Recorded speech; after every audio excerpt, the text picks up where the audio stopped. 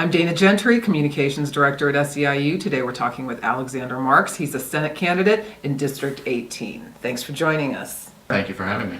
So on your website you talk about being interested in education.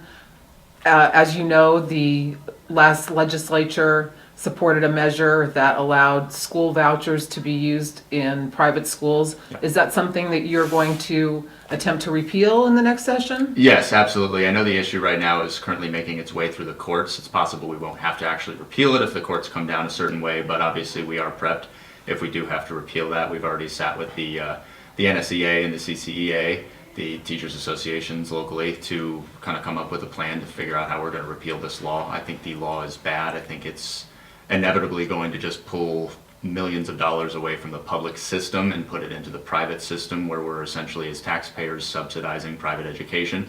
I think if we're going to have a focus on public education, that is certainly not the focus. We just need to have a fully funded system. We did a lot of great things last session for education. We created a lot of great programs and we made a lot of strides in terms of funding them, but then we go and pass a bill like that kind of undercuts that intent really is to fund that public school. So yeah, absolutely, we're looking to repeal that law. Okay. You also talk about renewables.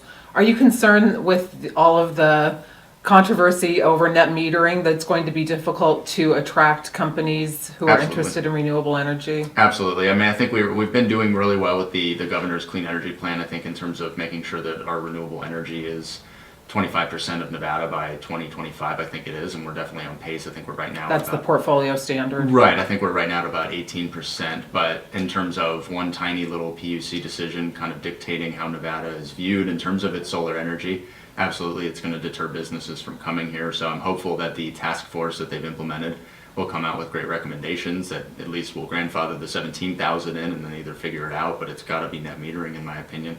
That's the way to entice people to invest in solar, and there's a lot of people in my district who have solar panels who are currently saying, why did I make this investment if I'm paying the exact same amount in terms of the exact same pay structure?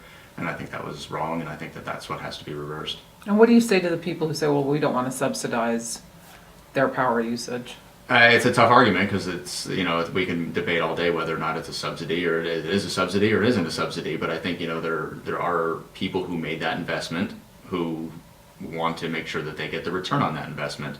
But I think net metering is the way it has to be in terms of making that investment for solar. It's not just for individual families, it's also for the state of Nevada, it's for our infrastructure, it's for the environment. I think, there's a lot of factors at play that people don't really necessarily realize when they just assume that they're paying for someone else to get clean energy.